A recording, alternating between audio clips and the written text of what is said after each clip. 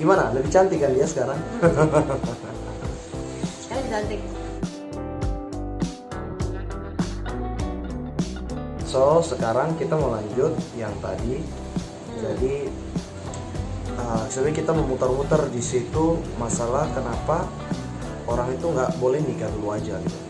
Nanti Bukan nggak boleh nikah dulu. urusan parentingnya belakangan, urusan mental healthnya belakangan, urusan kesiapannya belakangan. Padahal yang sebenarnya yang baik adalah itu dulu kan, kesiapan mental health dulu, masalah dia punya karakternya dulu disiap, secara spiritual juga oke. Bahkan ini ada lagi hal yang sangat penting. You want to know what? Financial. Ini yang banyak sekali orang suka lupakan. Finansialnya belum bagus, dia sudah itu. Nah, kalau ini semua bagus, otomatis anak-anak kita itu bahagia juga gitu. Maksudnya di sisi lain mereka juga bahagia, gue punya orang tua kayak gini gitu. Oke, nah jadi kalau dari Vera tadi lu mau ngomong apa tadi? Bukan masalah nggak boleh nikah dulu, but Contekannya di mana? oh ya, ambil. Jadi kenapa kita itu sebelum menikah itu harus udah siap karakter, mental, dan kebijaksanaan kita semuanya. Karena kan kita menikah itu kan kadang-kadang ya kita berdua, tapi kan kita nggak tahu apakah kita akan punya anak atau enggak. Tapi kebanyakan pasti kita akan punya anak. Yeah, that's right.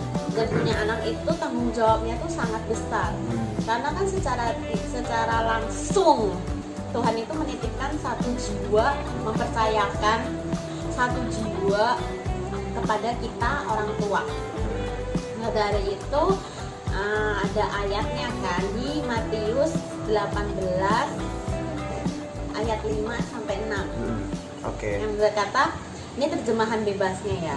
Barang siapa antara kalian menyambut seorang anak kecil seperti ini oleh sebab kalian adalah milikku, maka ia menyambut aku. Yeah, that's my favorite verse. Kan actually. anak kecil tuh berarti penting banget loh buat Tuhan kan. Buat Tuhan itu dia tuh penting lah anak. Iya kan? Because ada benih ilahi.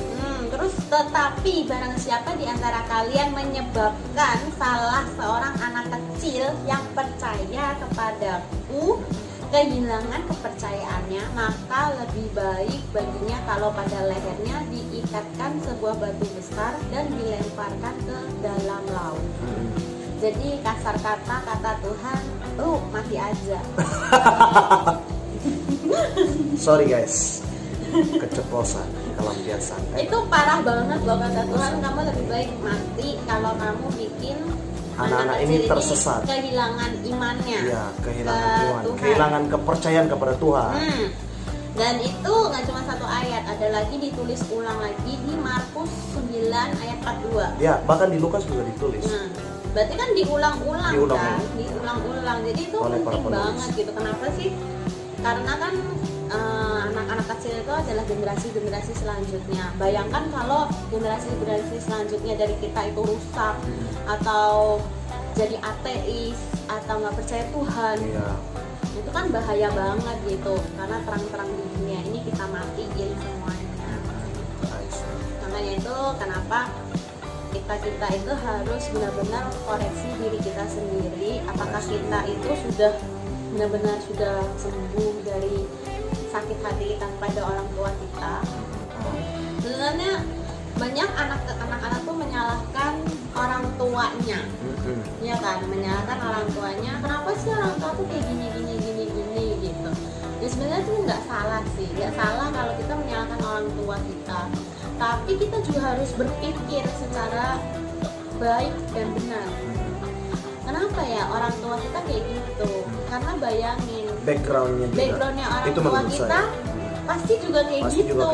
Bahkan lebih parah daripada apa yang kita rasakan. Ya. Karena orang tua zaman dulu itu lebih disiplin dan keras. lebih disiplin, lebih keras dan lebih menghargai anak itu tuh kayak kurang banget.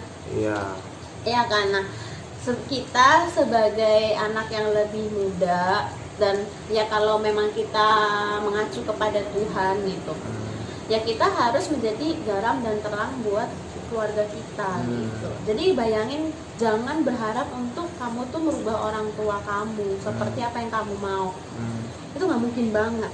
Bayangin dia udah hidup 30 tahun, 40 tahun, 50 tahun dengan karakternya yang kayak gitu.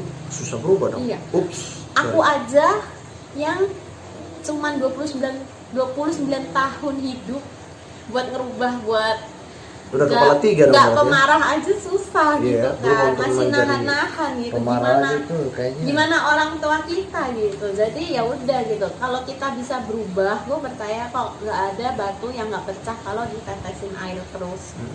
Jadi kalau kita netesin orang tua kita dengan kasih, itu pasti orang tua kita akan berubah. Karena gue udah ngalamin dengan yang aku selalu berantem sama papa, tapi begitu aku bisa ngerem, begitu aku bisa lebih cool down sama papaku. Kalau papaku mulai naik, ya aku yang turun, ya kan? Itu tuh papaku berubah sih, lebih mau dengerin aku, lebih mau diskusi, lebih sayang gitu. Tapi bayangin kalau aku sama-sama keras terus sama papaku, nggak ada ujungnya Berantem sebenarnya. melulu ternyata ya. Iya, gitu. Jadi jangan sampai lah kita itu punya anak, kita nggak suka orang tua kita kayak gimana, tapi kita ngulangin hal itu ke anak kita. Kasian, karena anak kita itu nanti karakternya seperti apa, kesuksesannya seperti apa, itu semuanya dari keluarga.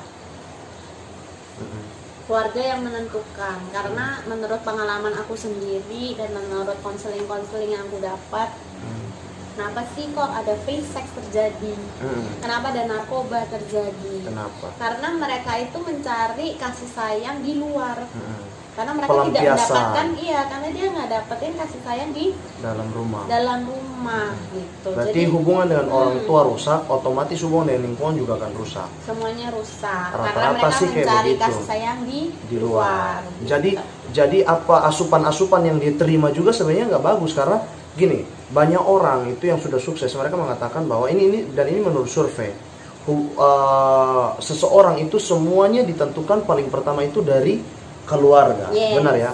Di keluarganya bagus, maka lingkungannya bagus, prestasinya juga biasanya bagus, dan banyak hal yang akan bagus dalam hidupnya dia. Nah, tapi kalau dia dengan orang tuanya juga udah kurang bagus, maka ya, tapi bukan berarti menutup kemungkinan buat orang-orang yang hubungannya dengan orang tua udah nggak bagus terus dia nggak bisa sukses, masih bisa sukses. Kalau kamu masih punya keinginan, punya kerinduan, punya tekad yang kuat, kamu masih mau bergerak ya, bukan cuma rebahan doang, pasti bisa sukses kok. Nah, itu menurut gua sih. Karena kan ada dua orang menurut aku di dunia ini. Ketika seseorang itu mengalami masalah atau mengalami hal yang nggak enak di hatinya, cuma ada dua orang. Yang satu meresponi dengan kepahitan, dan dia bilang ya udahlah, gue udah sakit, gue mau hidup suka-suka gue, terserah dia orang nyakitin aku terus dia menjadi victim. Yang pertama, orang itu akan menjadi victim. Yang kedua, orang itu akan punya mental fighter. Nah, tuh dengar tuh guys, Kalian harus jadi orang yang punya mental fighter. Jangan bunuh diri, jangan melukai diri, jangan terus-menerus mengasihani diri, jangan terus-menerus meratapi keadaan dan terus berkata, aku udah kayak gini, aku terlahir seperti ini, aku bla bla bla dan segala macam, dan akhirnya nggak pernah maju-maju. Yang rugi kalian sendiri. Yang rugi sendiri. Nggak happy, nggak sukses, karena orang yang toxic, yang negatif terus itu nggak pernah sukses. Ya, sih. Kayak Vera aja keren juga, gue belajar dari dia cuy, karena segini udah bawa mobil sendiri, aduh. Itu impian gue itu. Tunggu 1-2 tahun lagi ya. Amin, puji Tuhan. Lanjut. Iya, pokoknya kalian ketularan Afri. Gue ketularan ayah Steve. Jadi pokoknya bagaimanapun orang tua kalian, sebagaimana buruknya orang tua kalian, jangan pernah mikir kalau kalian itu salah dilahirkan. Karena Tuhan tuh pasti punya tujuan di dalam hidup betul. Kalian. Semua selalu ada tujuan. Kalau kalian misalnya pusing bertanya, apa sih memang sebenarnya tujuan Tuhan itu di dalam hidupku? Kenapa kok aku tuh nggak milih loh buat dilahirkan? Tapi kenapa kok orang tuaku itu kayak gini ke aku. Harusnya kalau mereka nggak bisa gedein aku dan bla bla bla bla bla bla, ya jangan punya anak dong. Kita kan seringnya nyalahnya paling gampang kayak gitu kan. Nah, tapi ingat aja yang hal yang paling simpel, nggak usah bingung cari tahu Tuhan itu maunya apa.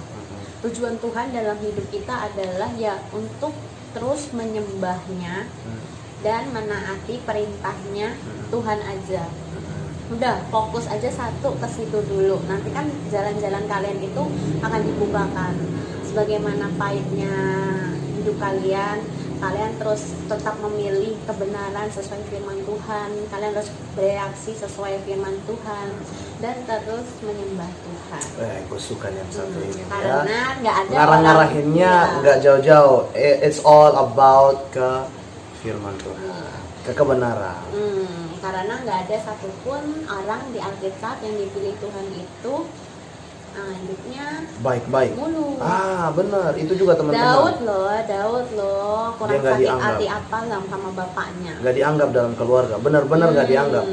Ya. Ya kan, Yusuf pun sebenarnya kalau mau kepahitan sama papanya boleh loh. Kan dia cuma ditanya ya, seorang anak kecil ditanya kamu apa cerita mimpi apa, ya kan anak kecil pasti ceritanya polos dong, cerita kayak gitu. Tapi kan papahnya kayak biar ambil aman deh gitu, nggak nganggep mimpi itu.